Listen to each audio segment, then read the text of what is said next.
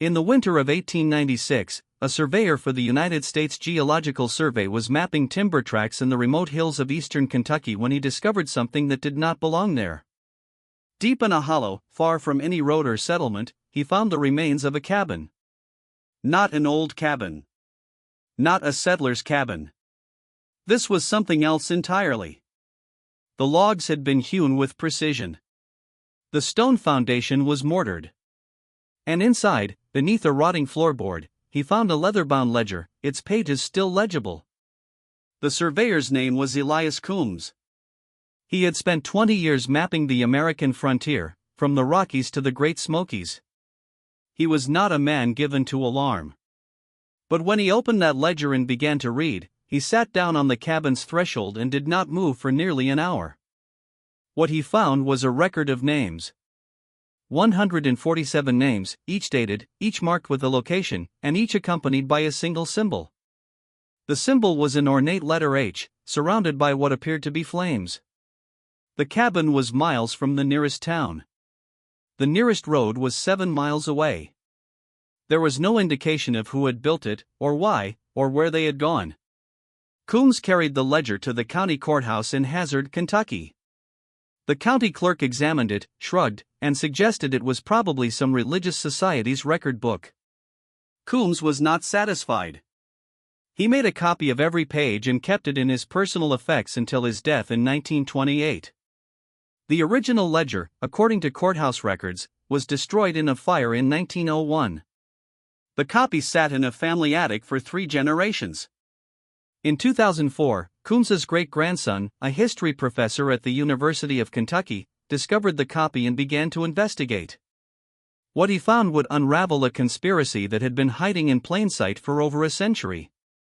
A conspiracy involving the most powerful men in Appalachia, the largest corporations in America, and a secret organization that the people of the mountains spoke of only in whispers.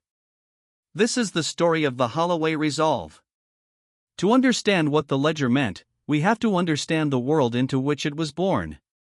In 1896, eastern Kentucky was a place apart. The mountains had been settled by Scots-Irish immigrants in the late 18th century, people who had fled religious persecution and economic hardship in their homeland. They were fiercely independent, deeply suspicious of outsiders, and governed by a code of honor that had more in common with the clan systems of the Scottish Highlands than with American law. The economy of the region had changed little in 100 years. Families lived on small farms, growing corn and raising livestock. They hunted deer and turkey in the forests. They distilled whiskey from corn, a practice that had become, for many, the only source of cash income. In the mountains, distilling was not a crime, it was a tradition, a skill passed from father to son. But to the federal government, it was tax evasion, and the tax collectors who ventured into the hills were met with cold silence or worse. The arrival of the railroads in the 1880s changed everything. The Louisville and Nashville Railroad, the Chesapeake and Ohio, the Norfolk and Western, they carved through the mountains like knives, opening the region to the outside world for the first time. And what the outside world wanted was coal. Beneath the forests of eastern Kentucky lay the richest coal deposits in America. The Pittsburgh Coal Company, the Consolidation Coal Company, the Kentucky Coal and Iron Company, these names represented fortunes beyond the imagination of the mountain people. The corporations bought up mineral rights for pennies an acre, often using fraudulent deeds or outright intimidation. The families who had lived on the land for generations found themselves owning the surface but not what lay beneath. And what lay beneath was everything. This was the great irony of the Appalachian coal boom. The people who had made the mountains their home for a century were suddenly paupers on their own land. The corporations were ruthless, backed by lawyers, railroads, and sometimes by private armies. The Pinkerton Detective Agency, which had made its name breaking strikes and hunting labor organizers, maintained a substantial presence in the mountains. The state government, dominated by the mining interests, was indifferent or hostile to the complaints of the mountaineers. And so, the people began to resist. Not openly, not in ways that could be seen by the corporations or the law. But in ways that were far more dangerous. This is where the Holloway Resolve enters the story. The name first appears in court records from Clay County, Kentucky, dated 1887. A man named Jeremiah Holloway was tried for the murder of a coal company foreman. The foreman, a man named Philip Burton, had been found dead on the road outside the company town of Manchester. The cause of death was blunt force trauma to the head. There were no witnesses. There was no weapon. The only evidence against Holloway was that he had been seen arguing with Burton 3 days earlier. The trial lasted 1 day. The jury deliberated for 15 minutes. The verdict was not guilty. But it was not the verdict that interested the circuit judge, a man named Theodore Kingsley. What interested Kingsley was what he saw in the courtroom. Every seat was filled. The gallery was packed with men who had walked miles to be there. They were not there to see justice. They were there to send a message. When the verdict was announced, there was no cheering, no celebration. There was only silence. The men rose as one, and they filed out of the courtroom without a word. Kingsley had been a judge for 20 years. He had presided over trials in Louisville, in Frankfort, in Covington. He had seen intimidation before, the clenched fists and the muttered threats. But this was different. This was organized. This was discipline. This was, he wrote in a letter to the state attorney general, an army without uniforms.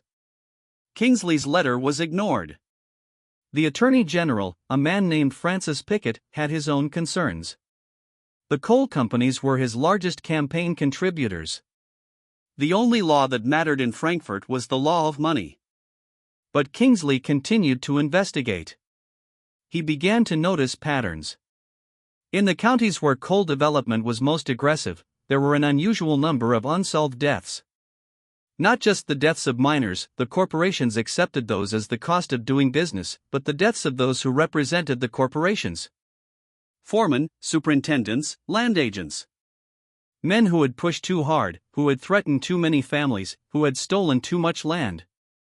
They died. Not all at once, but steadily, year after year. A fall from a horse. A hunting accident. A sudden illness.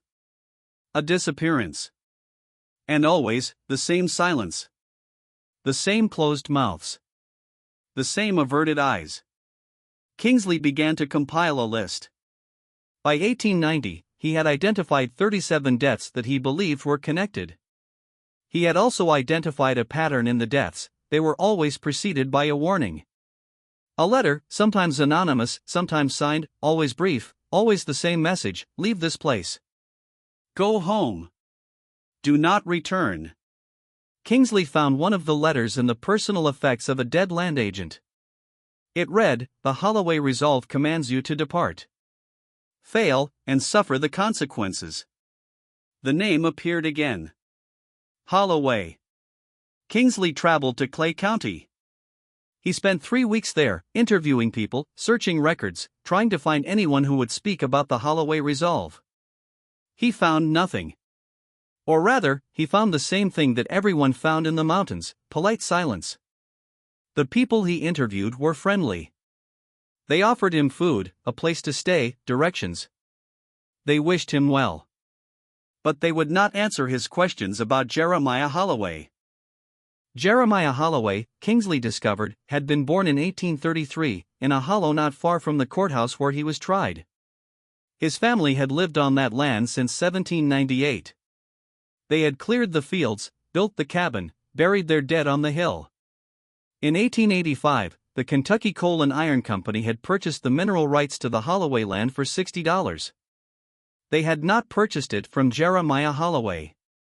They had purchased it from a man named James Finley, who claimed to have acquired the rights from Holloway's father in 1870. There was no record of any such transaction. But the coal company's lawyers had presented a deed, and the deed had been recorded, and the law said that was enough. Jeremiah Holloway had refused to leave. He had continued to live on the land, to work his farm, to distill his whiskey. He had told his neighbors that he would never surrender what was his. And when the coal company sent its foreman and its Pinkerton agents to remove him, they found themselves facing a man who was not afraid of them. On the night of May 12, 1887, the foreman Philip Burton arrived at Holloway's cabin with 3 Pinkerton agents. They intended to serve an eviction notice and, if necessary, to use force. They never served the notice. Burton was found dead the next morning. The Pinkerton agents reported that Holloway was not at the cabin when they arrived. They had waited until dawn and then left. No one saw them leave. No one saw them at all. When Kingsley interviewed the Pinkerton agents, he found their story impossible to verify. They could not describe the route they took. They could not identify any landmarks. They could not recall the name of the nearest town. It was as if they had been deliberately vague, as if they had been warned to say as little as possible.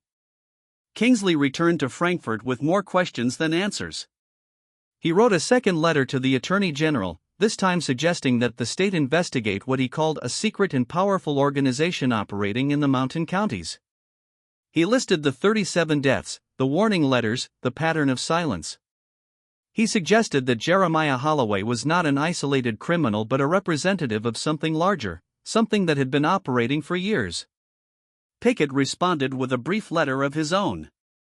He advised Kingsley to cease his investigation and to focus on the ordinary administration of justice. He also suggested that Kingsley might wish to take a leave of absence, citing the judge's evident exhaustion. Kingsley resigned from the bench in 1892. He died 3 years later, of what the death certificate called nervous prostration. His personal papers were donated to the Kentucky Historical Society, where they remained undisturbed until 1924. But Kingsley was not the only person who had noticed the pattern. In 1889, a journalist named Robert Maynard arrived in eastern Kentucky to write a series of articles on the coal industry. Maynard was a man of great ambition and little scruple. He had worked for newspapers in Cincinnati, Chicago, and New York, and he had developed a taste for scandal. He saw the mountains as an opportunity. Maynard spent 6 months traveling through the coal counties, interviewing miners, foremen, and the families who lived on the company land. He was a charming man, with a smile that disarmed suspicion. He spoke the language of reform, of justice, of the little man against the corporation. The people trusted him.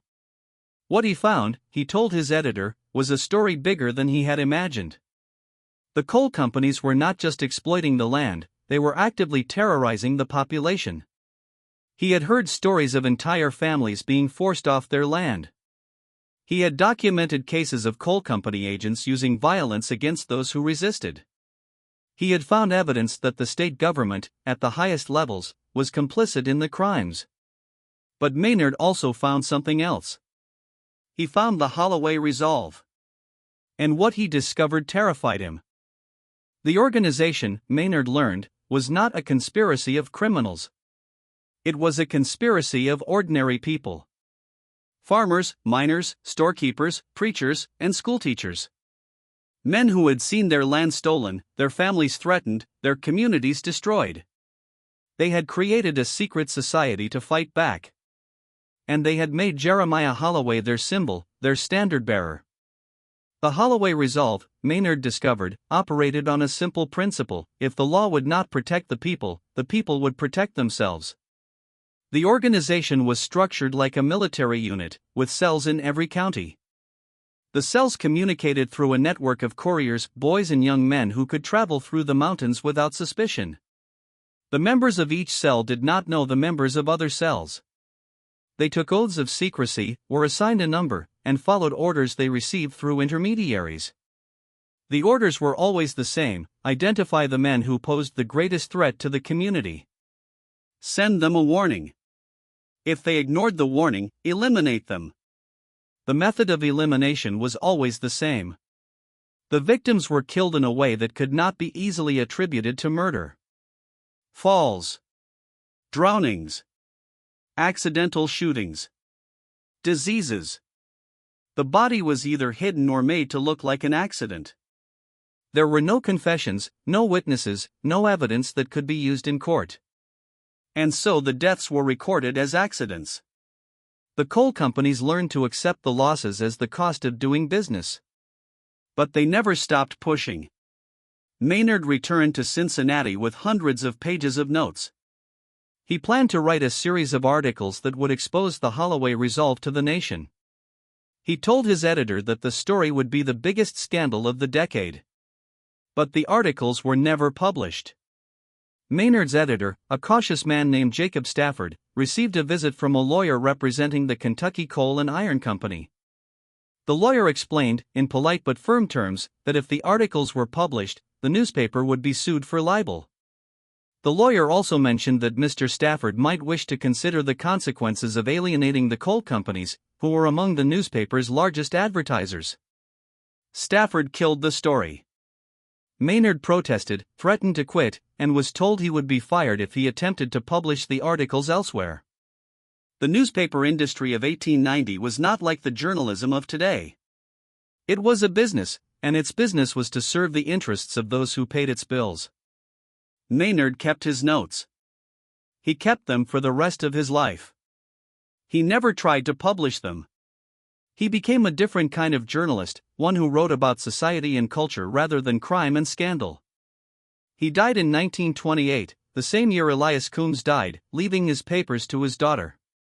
The historian who discovered Elias Coombs's copy of the ledger in 2004 was a man named Dr. Samuel Hargrove. Hargrove had spent his career studying Appalachian history, but he had never heard of the Holloway Resolve. The name appeared nowhere in the historical record. There was no mention of it in the official histories of the coal industry. There was no mention of it in the state archives. It was as if the organization had never existed. But the ledger was real. Hargrove could see it, touch it, read the names. He could trace the dates. And when he began to cross-reference the names with historical records, he found something remarkable. Every name in the ledger was followed by a date.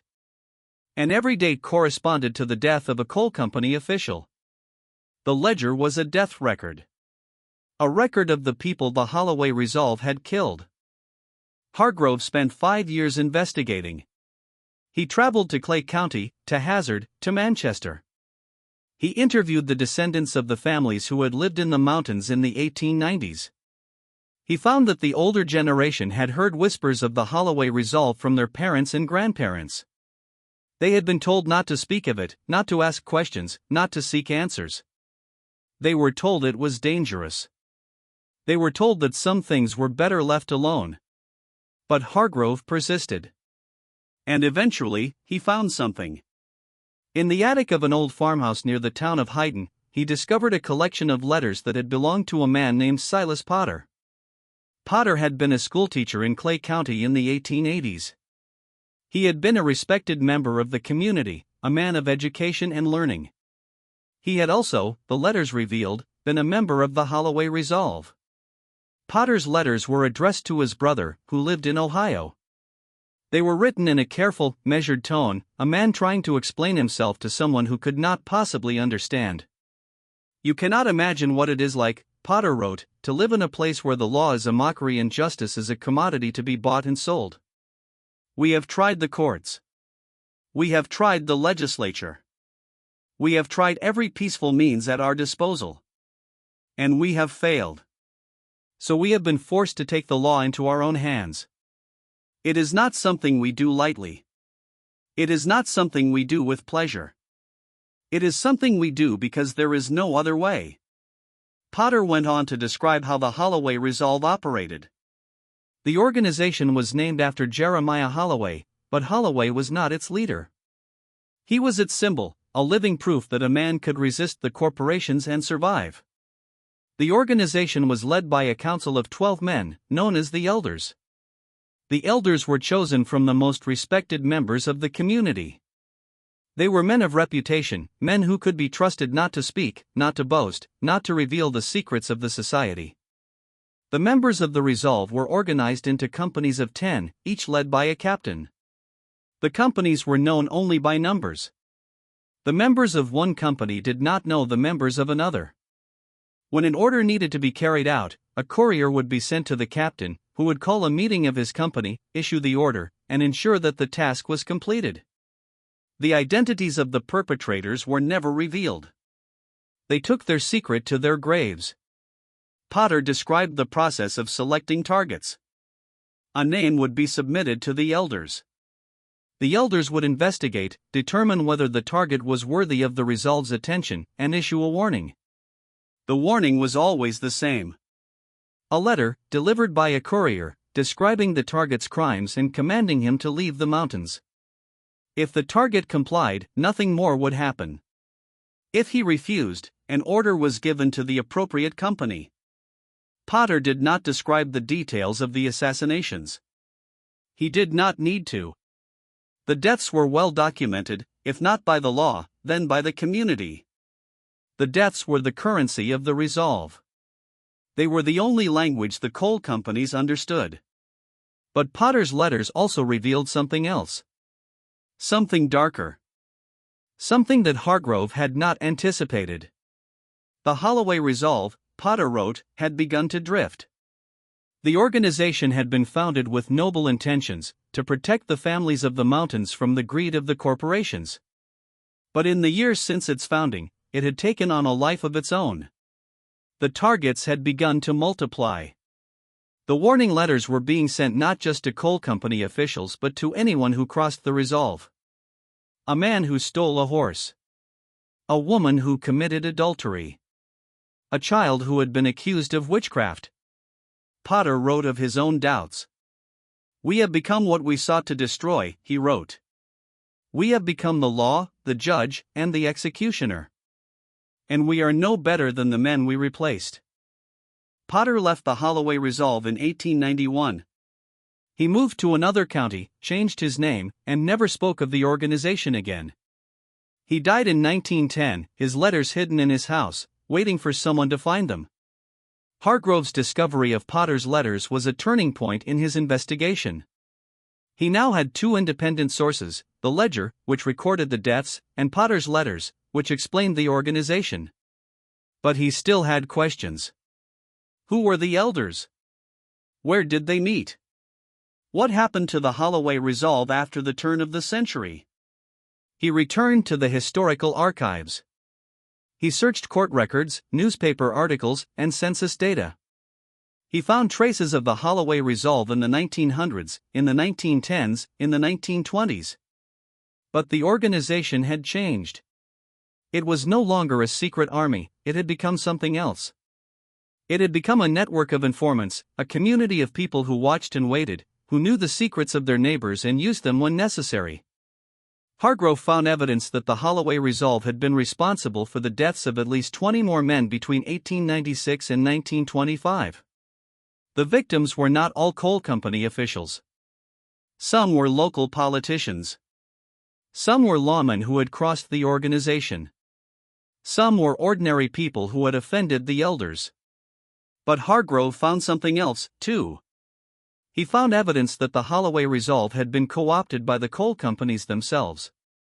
By 1910, the coal companies had learned that they could not defeat the Resolve through force. So they infiltrated it. They placed agents in the organization. They used its network of informants to identify labor organizers, to break strikes, to maintain control over the workforce.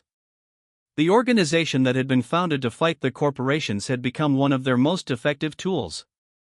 The betrayal was complete. Hargrove published his findings in a scholarly journal in 2010. The article caused a sensation in the academic world, but it went largely unnoticed by the general public.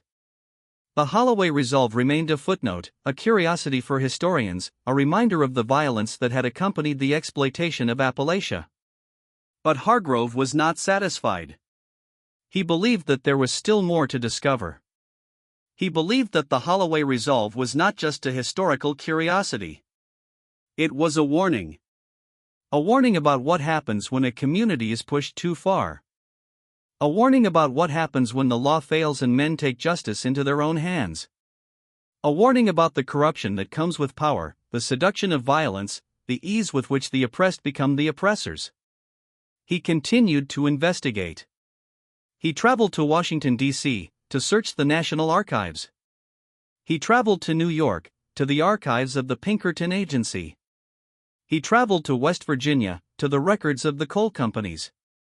Everywhere he went, he found traces of the Holloway Resolve. But he found something else, too. He found a pattern, a web of connections that extended far beyond the mountains of eastern Kentucky. The pattern began with a single name, Benedict Arnold. That is not the name Hargrove found. But it is a useful analogy. The man in question was a Civil War veteran named William T. Ashworth. Ashworth had served in the Union Army, rising to the rank of captain. After the war, he had returned to his home in Kentucky and become a lawyer. He was a respected man, a man of integrity, a man who had fought for his country and believed in the law. Ashworth became involved with the Holloway Resolve in the late 1880s. He was not a member of the organization, he was a lawyer who represented its members. He defended them in court, kept their secrets, and used his knowledge to protect them. He was, by all accounts, a man of principle. But Ashworth had a secret. He was also a representative of the coal companies. He had been approached by the Kentucky Coal and Iron Company in 1886. The company offered him a retainer, a substantial sum of money in exchange for information about the activities of the Holloway Resolve. Ashworth accepted. For the next 10 years, Ashworth worked both sides. He defended the Resolve's members in court while reporting their activities to the coal companies. He used his position to manipulate the organization, to steer it away from targets that might embarrass the corporations, to protect the company's interests. He became a double agent, a man who had no loyalty to anyone but himself. Ashworth's betrayal was discovered by the elders in 1896. The circumstances of the discovery are unclear, but Potter's letters suggest that a member of the Resolve had seen Ashworth meeting with a coal company official. The elders investigated, found evidence of Ashworth's betrayal, and issued a warning. Ashworth was told to leave the mountains. He refused. He was found dead a week later, the victim of a hunting accident. But Ashworth's betrayal had done its damage.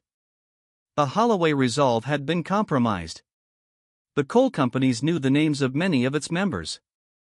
They used this knowledge to blackmail, to threaten, to coerce. The organization began to fragment. The companies that had been its target became its masters. By 1905, the Holloway Resolve was no longer a force for resistance. It had become a tool of the corporations, a network of informants who could be used to maintain control. The elders were no longer men of principle. They were men of convenience, men who had been bought and sold, men who had given up the fight. But the legacy of the Holloway Resolve did not end there. The organization had created a culture of violence, a culture of secrecy, a culture of silence that would persist for generations. The people of the mountains had learned to distrust the law, to distrust outsiders, to trust only themselves. This culture would be exploited by the coal companies for decades. The companies used the fear of violence to intimidate their workforce, to prevent unionization, to maintain their grip on the region. The violence of the Holloway Resolve became the justification for the violence of the coal companies. The corporations pointed to the deaths of their officials as evidence of the lawlessness of the mountains. They used this evidence to justify the presence of private armies, to lobby for repressive legislation, to maintain a climate of fear that allowed them to operate without restraint. And the people of the mountains paid the price. The wealth of the region was extracted, carried away on railroads, never to return. The land was ravaged, the forests stripped, the water polluted.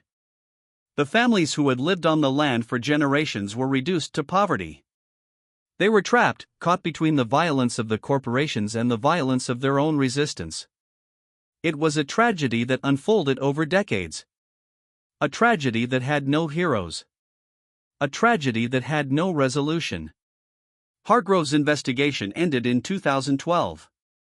He published a book, The Holloway Resolve, A History of Appalachian Resistance and Betrayal, which was met with critical acclaim. But the book was not the end of the story. Hargrove had discovered something in the archives that he could not explain. Something that suggested the Holloway Resolve was not a historical curiosity but a living reality. In the records of the FBI, in the files related to the investigation of the United Mine Workers in the 1930s, Hargrove found a reference to an organization called the Resolve. The reference was brief, buried in a footnote, a single line. Informants indicate that members of a secret organization known as the Resolve may be infiltrating the Union. Hargrove had heard about the Union conflicts in the mountains.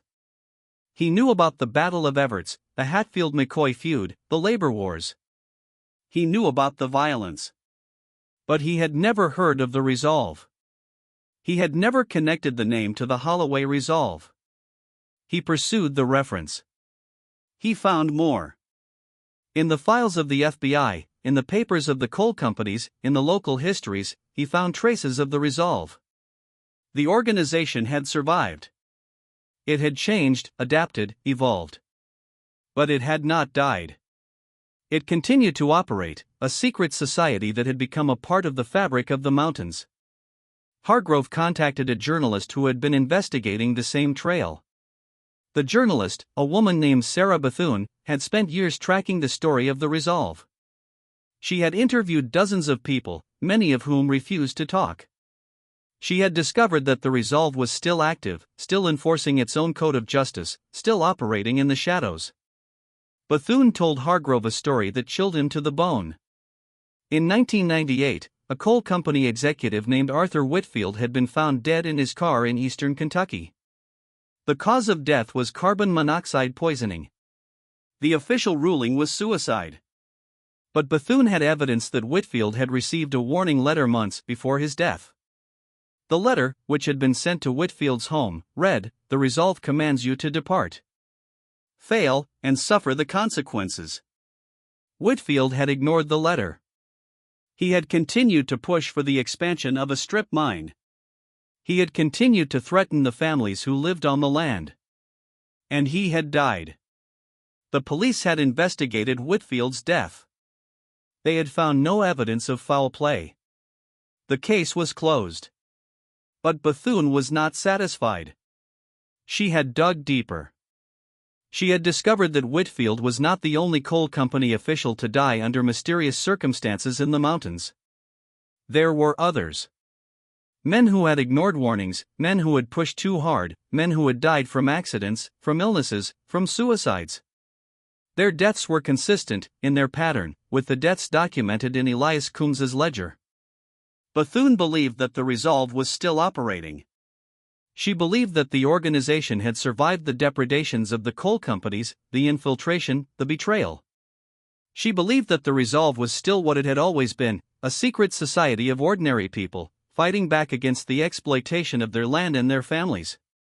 She was not sure how large the organization was. She did not know who was leading it. She did not know how it operated. But she was certain it existed. And she was certain that its members were still killing people.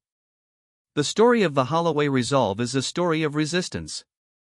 It is a story of people who were pushed too far, who had their land stolen, their families threatened, their communities destroyed. It is a story of people who fought back, who created a secret army to protect themselves. It is a story of courage, of loyalty, of sacrifice. But it is also a story of betrayal. It is a story of corruption, of the ease with which the oppressed become the oppressors. It is a story of how the best intentions can lead to the worst outcomes. It is a story of how violence begets violence, of how the culture of secrecy can destroy the community it is meant to protect. The Holloway Resolve left a legacy that continues to shape the mountains. The code of silence, the distrust of outsiders, the suspicion of law and government, these are part of the identity of Eastern Kentucky. They are the inheritance of the Resolve, passed down from generation to generation. And the violence is still there. It may not be the violence of assassination, the violence of the secret army. But it is the violence of poverty, of addiction, of despair. It is the violence of a region that was stripped of its wealth and left to rot. It is the violence of a forgotten people, a place that the rest of the country chose to ignore. The mountains are beautiful. They are rugged, remote, and wild. They are filled with forests and streams and the ghosts of the people who lived there. And they are filled with secrets. Secrets that the land holds tight, secrets that the people guard, secrets that will never be fully revealed. The ledger that Elias Coombs found in the cabin in 1896 is still out there. The original, the one that was supposedly destroyed in a fire, has never been found. Perhaps it was not destroyed. Perhaps it was hidden, like the ledger that was found in the farmhouse near Hayden. Perhaps it is waiting to be discovered, waiting for someone to find it, waiting to reveal the final truth. But perhaps the final truth is that we will never know. Perhaps the Holloway Resolve is a mystery that will never be solved. Perhaps the names in the ledger will never be identified. Perhaps the secret of the resolve will remain buried, in the mountains, in the land, in the hearts of the people who still remember. There is a place in eastern Kentucky, not far from where Elias Coombs found the cabin, where the locals will not go. It is a hollow, a narrow valley between two steep ridges. It is not on any map. There are no roads leading to it. The only way to reach it is to walk, through the forest, across the streams, over the fallen logs. The locals call it the Hollow. They do not give it a name. They do not speak of it. They say that things happen there. Strange things. Things that cannot be explained. In the center of the hollow is a rock. It is a large rock, flat on top, as if it were a table. On the rock, there are markings. Letters. The letters are worn, faded, almost illegible. But if you look closely, if you stand in the right light, you can read them. They form 3 words. Remember the resolve. Some people say that the rock is a monument. They say that the Holloway Resolve used the hollow as a meeting place, a place where they swore their oaths and planned their actions. They say that the rock was their altar, their symbol, their witness. Others say that the rock is a warning. They say that the Holloway Resolve marked the spot where they buried their secrets, the secrets they took to their graves. They say that the rock is a reminder that some things are best left alone. The truth is lost. It is buried, like the bodies of the men who died in the mountains, like the records of the deaths, like the secrets of the resolve. But the question remains. The question that the historian asked, that the journalist asked, that the descendant of Elias Coombs asked. What happened to the Holloway Resolve? And who is still watching? The mountains do not answer. The hollow does not answer. The people do not answer. And so we are left with the mystery. We are left with the story. We are left with the feeling that we are standing on the edge of something, a secret that is almost within reach, a truth that is almost visible. But the truth remains hidden. It remains in the hills, in the hollows, in the hearts of the people who still remember. The Holloway Resolve endures. Not as an organization, perhaps. Not as an army, perhaps. But as a memory. As a lesson. As a warning. We do not know what the future holds. We do not know what secrets the mountains still contain. We do not know if the resolve is truly dead, or if it is merely sleeping. But we do know one thing. We know that the story of the Holloway Resolve is not finished. It is waiting. It is waiting for the right moment. It is waiting for the right person. It is waiting to be told again.